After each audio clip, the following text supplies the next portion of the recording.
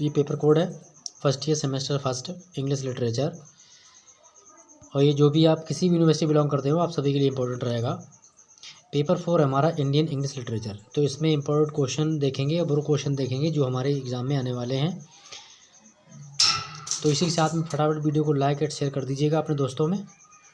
तो section A हमारा आ गया। सेक्शन 3 में पेपर डिवाइड है आपका।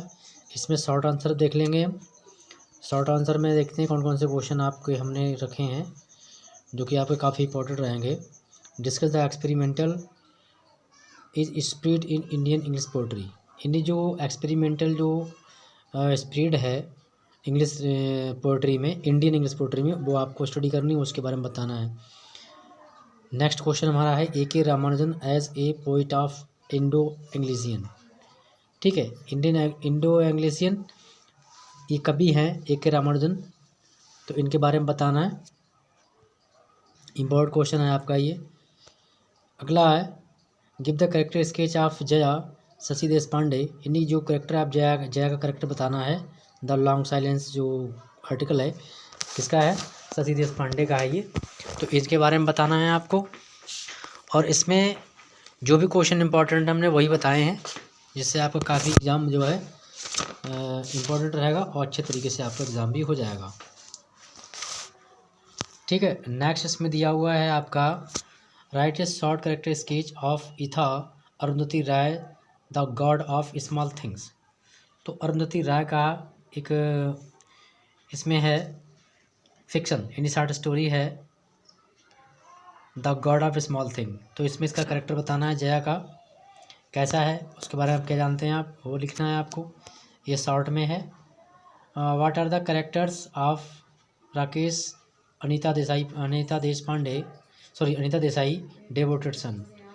तो अनीता जो देसाई हैं इनका एक आर्टिकल है डेवोटेड सन। तो उसमें एक राकेश नाम का करेक्टर है, उसका क्या रोल है, वो कैसा करेक्टर है, उसके बारे में बताना है। नेक्स्ट है discuss the character sketch of Ghasiram कोतवाल इन विजय तेंदुलकर्स। इनका एक ड्रामा है, ये प्ले है, तो उसमें घासीराम कोतवाल का करेक्टर आपको बताना है। ठीक है, चलिए अब बढ़ते हैं क्वेश्चन नंबर नेक्स्ट की ओर। ये शॉर्ट वाले हैं। इसमें आपका है discuss the significance of the title the fire and the rain. The fire and the rain ये भी आपका प्ले है जो कि गिरीश कर्नाड ने लिखा है। तो इसमें इसके आपको इसके टाइटल का सिग्निफिकेंस बताना है क्या है इसमें। ठीक है, चलिए अब देखते हैं। अभी 2 क्वेश्चन 3 और बचे हुए हैं, इनको देख लेते हैं। इसके बाद में सेक्शन बी की बात करेंगे। Write the comment on theme of the struggle to mountain boundaries in Arundhati Roy the god of small things. Arundhati Roy का जो नॉवेल है शॉर्ट स्टोरी है अरुंधति राय की, तो उसके बारे में आपको बताना है the god of small things के बारे में। और इसमें इसकी थीम के बारे में बताना है, थीम कैसी है। अगला क्वेश्चन है discuss the character sketch of Achakka Kanthapura. तो अचक्का कांथापुरा ये हमारा एक फिक्शन है, स्टोरी है ये, तो इसके बारे में बताना है। इसका करेक्टर है ये, इसके बारे में बताना है, शॉर्ट बताना है आपको, लगभग 1 पेज में आपको आंसर लिखना है इसका। अगला है what is the theme of Parthasarathy's homecoming. तो पार्थरीज एक राइटर हैं ये, तो इनकी होम कमिंग नाम से एक आर्टिकल है, home coming excel from home coming. ठीक है, ये पोएम है यूनिट नंबर 2 से, तो काफ़ी इंपॉर्टेंट पोएम रहेगी ये, इसको आपको बताना है। और अब आ गए हम लॉन्ग आंसर। तो लॉन्ग आंसर में आपके 2 सेक्शन दिए हुए, सेक्शन बी और सी, दोनों में लॉन्ग करना है और दोनों में से आपको एक एक क्वेश्चन को सिलेक्ट करना है। तो इसमें देख लेते हैं सबसे पहले right a critical analysis of A.K. Ramanujan poem. A.K. Ramanujan की पोएम है love poem for a wife. ये पोएम है A.K. रामानुजन की, इनका आपको क्रिटिकल एप्रिसिएशन आपको बताना है, लिखना है। ठीक है, चलिए इसके आगे बढ़ते हैं क्वेश्चन नंबर 3 की ओर। 3 में लिखा है write a short note Sarojini Naidu justify why is known as nightingale of India. Sarojini Naidu को नाइटिंगेल, इंडिया का नाइटिंगेल क्यों जाता है, इंडिया की बुलबुल क्यों कहा जाता है, इसके बारे में बताना है। ठीक है, और इनकी पोएम का क्रिटिकल एप्रिसिएशन भी आपको लिखना होगा। ये दोनों चीज़ें इंपॉर्टेंट हैं। Discuss the national related culture nationalism and human values. आपको डिस्कस करना है राष्ट्र से संबंधित। यहाँ पर आपके 2-3 आर्टिकल हैं, 3 लोग हैं यहाँ पर हैं, तो 3 में से आपको 2 का, आपको किसी एक का कर लेना है। इसका आंसर ऊपर था क्वेश्चन कि presented in Jawaharlal Nehru biography.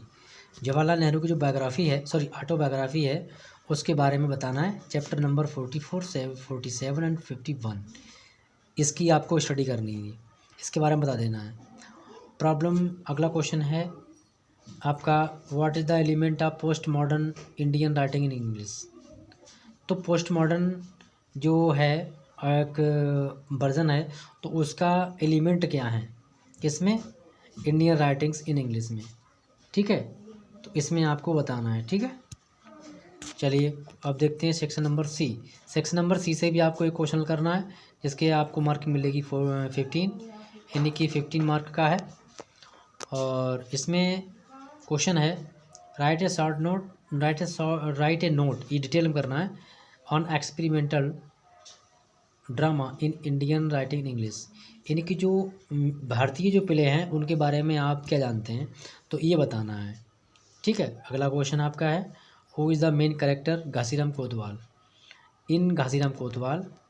जो घासीराम कोतवाल ड्रामा है वेद तेंदुलकर का, उसमें घासीराम मेन कैरेक्टर कौन है, तो मेन कैरेक्टर घासीराम ही है, इनके बारे में आपको बताना है। अगला क्वेश्चन आपका है, discuss the R Parthasarathy as a modern poet of India.